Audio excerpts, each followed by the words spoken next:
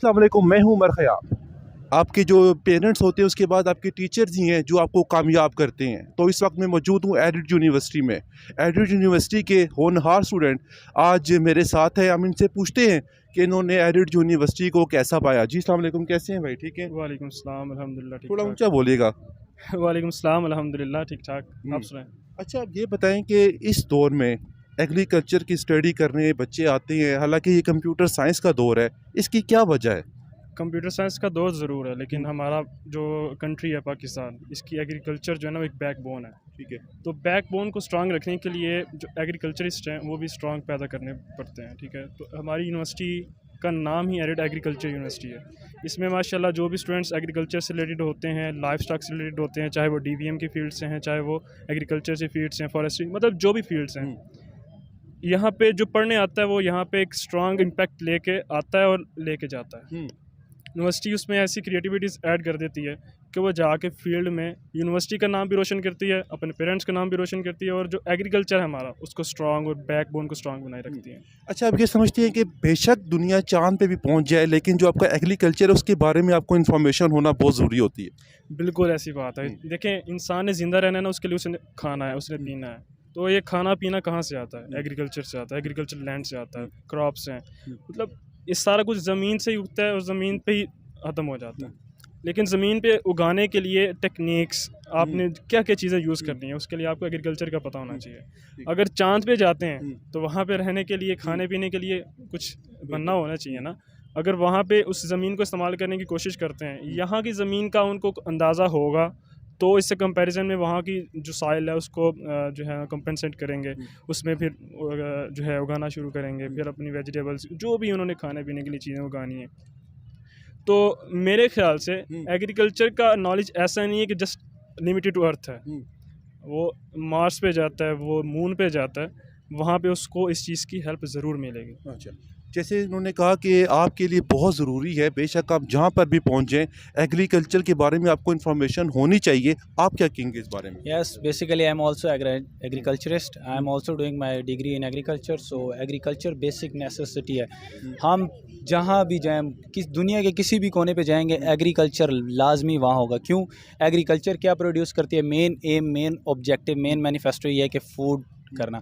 जैसे आपको पता है ओवर पॉपुलेशन हो रही है, लैंड्स जो हैं, जो हमारी कल्टीवेबल लैंड्स हैं जहाँ पे हम अपनी क्रॉप्स ग्रो कर सकते हैं, वो land with the passage of time reduced होती जा रही है। क्यों? हमारा आजकल मॉडर्न ज़माना आ गया, लोग सोसाइटीज़ की तरफ जा रहे हैं, इस तरह बिल्डिंग्स की तरफ जा रहे हैं, न्यू इंफ्रास्ट्रक्चर की तरफ जा रहे हैं, बट एग्रीकल्चर की तरफ नहीं आ रहे। तो एग्रीकल्चर के लिए हमें स्पेसिफिक, अब जैसे with the passage of time ये लैंड कम हो रहा है, लेकिन हमें क्या, नीड हमारी बढ़ रही है, एग्रीकल्चर की नीड बढ़ रही है, फूड की नीड बढ़ रही है। तो उसको हमने बेहतर करने के लिए, अपनी नीड को, अपनी ज़रूरियात ज़िंदगी को पूरा करने के लिए एग्रीकल्चर को हमने इम्प्रूव करना है, तब हम फर्दर सर्वाइव कर सकेंगे। विदाउट एग्रीकल्चर मैं वी आपकी कांट बात समझ गया हूँ कि आपने कहा कि इसका नॉलेज होना बहुत ज़रूरी है ताकि आप आगे ग्रो कर सकें।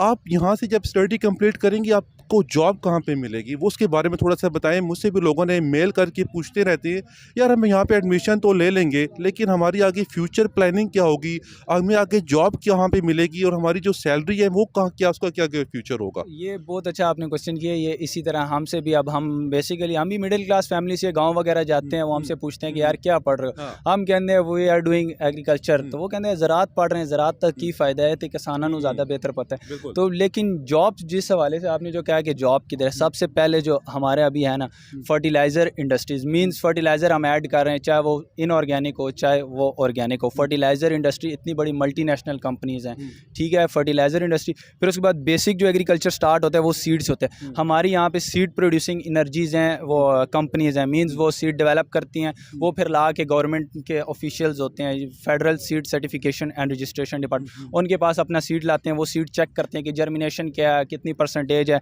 सीड वायबल कितना है, किन कंडीशंस में वो जर्मिनेट कर रहा है। तो सीड इंडस्ट्रीज़ में है, फर्टिलाइज़र इंडस्ट्रीज़ में हो गया। फिर उसके बाद हमारे एग्रीकल्चर ऑफिसर्स होते हैं, ठीक है, वो मुख्तलिफ, ये गवर्नमेंट सेक्टर पे जॉब है। इस तरह और एक्सटेंशन के ऑफिसर्स, एक्सटेंशन ऑफिसर्स वो भी हमारी एक एग्रीकल्चर की ब्रांच। उसका मेन मैनिफेस्टो ये है कि हमने न्यू टेक्नोलॉजीज़, मॉडर्नाइजेशन की तरफ फार्मर्स को लेके जाना। हमारे फार्मर हैं वो वही करते हैं, पुराने तरीके हैं जी, बस वो हाथ से इस तरह छट्टा मार रहे हैं सीड का। हम उनको, अब वो पुराने ज़माने के बाबे हैं, वो अक्सर हम उनको कहें कि नहीं आप ऐसा करो, सीड ड्रिल लाओ, सीड ड्रिल से आप सीड वो करो, वो कहते हैं नहीं हम पुराने वक्त हैं कि जा अभी तू सिखा रहा है, तू कल का बच्चा है, तुझे क्या पता है। लेकिन वो ये कि आप लेट्स सपोज आपके पास एक मुरब्बा एरिया, ठीक है, आपने उधर सीड फेंकना है, ठीक है, अब आपको लेट्स सपोज 5-10 बंदे चाहिए होंगे, 2-3 घंटे भी लगेंगे ऐसे ऐसे छट्टा फेंकने से। उसकी जगह आप ड्रोन, अगर आपके पास हो ड्रोन, आप 5 मिनट में आप यहाँ से उड़ाओगे तो वो आपको एक मुरब्बे अच्छा, पे आपने सीड्स कहा कि ड्रोन हो तो आपका काम ईजी हो जाता है। हाँ जी। यहाँ पे एक तो आप इतनी महंगी क्वालिफिकेशन स्टडी करेंगे, जी। उसके बाद आपको ड्रोन का रेट पता है कि वो ड्रोन कितने का आएगा? हाँ, वो आपकी बात सही है। इस जगह पे ना जो ओवरकम करने के लिए हमें गवर्नमेंट को पॉलिसीज़ बनानी चाहिए, ठीक है। यही मैं जानना चाह रहा था। गवर्नमेंट वो अभी जो किसान यानी है, गवर्नमेंट जो है वो आपका साथ देगी तो आप साथ उसके बाद ओवरकम कर सकते हैं अपने मजीद मसाइल पे। इसके अलावा जो आपने बात की है ना, बहुत महंगी डिग्री, तो हमारी यूनिवर्सिटी की स्पेसिफिकेशन ये है, इसमें जितने भी फील्ड्स हैं, जितने भी डिपार्टमेंट्स हैं, तमाम यूनिवर्सिटी की निस्बत यहाँ पे फ़ीस का जो स्केड्यूल है ना वो कम है। मैं एक ऐसी डिग्री की बात करने लगा जो एमबीबीएस के बाद मानी जाती है, डीवीएम, ठीक है। हमारी यूनिवर्सिटी वाहिद है जिसमें उसकी फ़ीस मॉर्निंग में, मतलब जो मेरिट पे बच्चे आते हैं उनके लिए जस्ट 12,000 थी इन 2019, और अब तकरीबन 1,000-1,500 ज़्यादा हुई है। मतलब इतनी अच्छी डिग्री, क्वालिफाइड डिग्री, और उसकी फ़ीस इतनी है, और ये नहीं है कि फ़ीस कम है तो क्वालिटी कम है। तो अल्हम्दुलिल्लाह हमारी क्लास इधर यूनिवर्सिटी में पढ़ने वाले बच्चे उस डिपार्टमेंट में एक अच्छा खासा नाम पैदा कर रहे हैं, ठीक है। इसी तरह एग्रीकल्चर का डिपार्टमेंट है, सोशियोलॉजी है, उसके अलावा animal sciences, poultry sciences, forestry, agronomy, मतलब डिफरेंट फील्ड्स और भी क्रिएट हो रही हैं, पहले भी थी, और जो भी क्रिएट हो रही हैं, फ़ीस का स्केड्यूल बाकी यूनिवर्सिटीज़ की अच्छा, निस्बत। मैं फ़ीस का आपसे आगे चल के पूछूंगा। यहाँ पे एक मैंने और चीज़ देखी है कि बहुत ही ज़बरदस्त जो सिस्टम है वो स्कॉलरशिप का है। इस बारे में आप क्या कहेंगे? जो बच्चे पढ़ना चाहते हैं उनके पास फ़ीस नहीं है, 100 तरह के मसाइल होते हैं, तो उनके लिए स्कॉलरशिप जो प्रोग्राम शुरू किए हैं यूनिवर्सिटी ने, उस बारे में आप क्या कहेंगे? बिल्कुल ऐसी बात है, जो होनहार हैं उनके लिए यूनिवर्सिटी प्रोवाइड करती है वीसी स्कॉलरशिप, यानी वो अपनी परफॉर्मेंस देते हैं अपने सेमेस्टर्स में, अच्छी सीजीपीए लेते हैं, तो उन्हें वीसी साहब की तरफ से मिलती है scholarship, first second third positions को जो है ना स्कॉलरशिप मिलती है, ताकि वो अपने बजट्स को कंट्रोल में रखते हुए अपनी डिग्री को कंटिन्यू रखें। और अगर कंटिन्यू मुकम्मल करने के बाद डिग्री नेक्स्ट जो हायर स्टडीज़ हैं उनके लिए उसको मुश्किल पेश ना आए।